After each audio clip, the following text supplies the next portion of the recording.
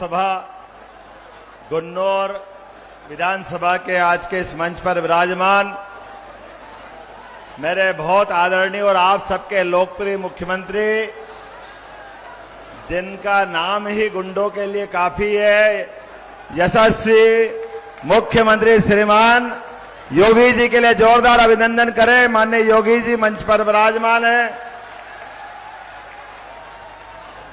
इस मंच पर विराजमान हमारे अपने प्रत्याशी श्रीमान दुर्विजय सिंह, जोरदार अभिनंदन करें दुर्विजय सिंह जी का। मंच पर मौजूद सत्येंद्र सिसोदिया जी, सत्यपाल सैनी जी, सांसद संघमित्रा जी, सुरेश राणा जी, दिनेश शर्मा जी, हरेंद्र सिंह रिक्कू जी, अजित कुमार राजू जी, श्रीमती पुष्पा यादव जी। मैं गिन्नौर में माता गंगा के किनारे की इस पवित्र नगरी में आया तो पहली बार हूं, लेकिन आपका प्रेम देख के लग रहा है कि सच में बार बार आने की इच्छा होगी। इतना प्रेम, इतना उत्साह, इतना उमंग, यह देख करके मेरी आने की सारी थकान मिट गई। हम सब मिलकर के एक बार जयकारा लगाए, बोले बाबा महाकाल महाराज की, गोपाल कृष्ण भगवान की, प्रभु रामचंद्र जी महाराज की। कितना अच्छा लगता देवी देवताओं की आवाज पे जयकारा लगाते हुए। हमको सबको वर्तमान का समय, इस समय के लिए तो कहा जाए कि देवता भी तरस रहे के काश कितना अच्छा समय मोदी जी का आया। जोरदार ताली बजाए मोदी जी, योगी जी के इस समय के लिए। वर्तमान के दौर में अभी हम चुनाव की बेला में हैं, 3-4 दिन बाद वोट डलने वाले हैं और मैं जिसके सामने बोल रहा हूं, ये यदुवंशियों की बड़ी संख्या मुझे मालूम है के साथ यहां बैठी हुई है। और ये हमारा सौभाग्य भी है कि हम ऐसे भगवान श्री कृष्ण से जुड़ते हैं जिन्होंने सदैव धर्म मार्ग पे चलना सिखाया। अपने जीवन काल में कभी अधर्म से समझौता नहीं किया, सदैव धर्म मार्ग की जय जय की।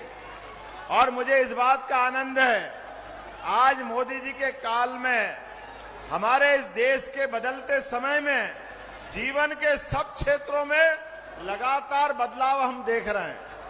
आप कभी कल्पना कर सकते हो, आप तो इतनी बड़ी संख्या में हो। मेरी अपनी जिस जगह से मैं आता हूं उस विधानसभा में 500 यादव भी नहीं है, लेकिन उसके बावजूद भी आपके इस भाई को मौका देती है भारतीय जनता पार्टी और मुख्यमंत्री के पद तक पहुंचाती है। इसीलिए मैं आपसे भारतीय जनता पार्टी से जुड़ने की बात कहता हूं, क्योंकि ये खाली कहती नहीं है सबका साथ सबका विकास, ये करके बताती है। इसलिए इससे जुड़ने की बात कह रहा हूं। दुर्भाग्य से 12% से ज्यादा आबादी उत्तर प्रदेश की है और माननीय उनके पिताजी या बेटा जी, इतनी बड़ी आबादी में कोई अपने में से एक बार किसी को मौका नहीं दिया। उनकी पार्टी 4-4 बार मुख्यमंत्री बनाती है, लेकिन किसी यादव बंधु को मौका नहीं देती। इसका मतलब क्या हो गया? इसका मतलब हो गया उनका दायरा बहुत छोटा हो गया। अरे आनंद तो तब आए, उन्होंने कहा हमारे घर से बन गए, अब गिन्नौर से मुख्यमंत्री बना के बता देते तो मालूम पड़ता है क्या तकलीफ आती उनको। ये अजय भाई ने सही कहा है कि आए थे समाजवादी के साथ बनने के, लेकिन अब विदा करने का, वास्तव में विदाई करना चाहिए। जोरदार ताली बजाओ इस बात के लिए। और सरकार में बनना सरल है, और बन करके अगर सार्थकता नहीं हो जाए तो क्या फायदा? अरे एक बार नहीं, 2 बार नहीं, 3 बार नहीं, 4-4 बार आपके यहां से मुख्यमंत्री बन जाए, सरकार बन जाए। सरकार तो एक ही बार पर्याप्त होती है। और बाबा जी ने जो दूसरी बार सरकार बनाई, पूरे देश में उदाहरण बन गया उत्तर प्रदेश के। कहीं भी गुंडागिरी कर दो, लेकिन उत्तर प्रदेश में गुंडागिरी करी तो छोड़ने वाले नहीं है हमारे लिए। जोरदार अभिनंदन करो माननीय योगी जी के लिए। समय के साथ हम सब शपथ लेते हैं कि सरकार बनेगी, सभी जाति वर्ग धर्म से ऊपर उठ करके कानून और व्यवस्था की स्थिति बनाएंगे, ये केवल बोलने के नहीं बनाते, ये इन पे निभाने के लिए बनाते। उसी प्रकार से जैसे गरीब परिवार से निकल करके इस देश के प्रधानमंत्री श्रीमान नरेंद्र मोदी जी ने साबित कर दिया कि देश का प्रधानमंत्री कैसा होना चाहिए। जोरदार अभिनंदन करें श्रीमान नरेंद्र मोदी जी के लिए, जिनके कारण अपने देश में नहीं, दुनिया के अंदर जहां कहीं भी 200 से ज्यादा देश है, लेकिन 200 से ज्यादा देश में हर एक कहीं बाहर के, यहां भारत तो छोड़ो, दुनिया के अंदर भारतवंशी का मान बढ़ाने का काम अगर किसी ने किया तो श्रीमान नरेंद्र मोदी जी ने किया है, जिनके माध्यम से हमारी सनातन संस्कृति गौरवान्वित हो रही। आप बाहर कहीं चले जाओ और आप जय जय श्री राम बोल दो, इसका मतलब है कि आप भारत से आए। वर्तमान का दौर इतना आनंद का बनाने का अगर किसी ने श्रेय दिया तो माननीय श्रीमान नरेंद्र मोदी जी और श्रीमान योगी जी ने दिया। हम अभिनंदन करें अपने नेताओं का। आज इस दौर में मुझे एक और बात जोड़ना है।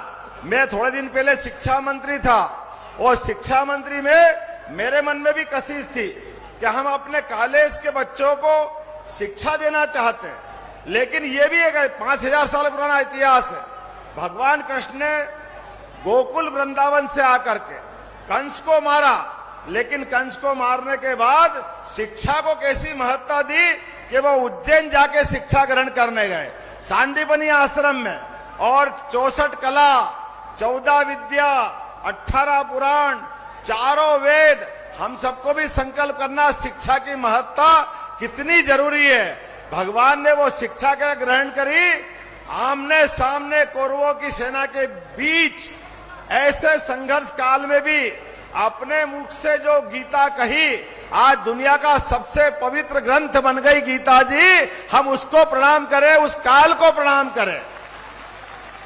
और हमारा सबका सौभाग्य है, अब कोई विदेशी आता है इस देश के अंदर तो सबसे पहले प्रधानमंत्री अब उनको कोई ताजमहल नहीं देते हैं, उनको अपनी कोई भेंट देना है तो हमारी गीता जी को भेंट करते।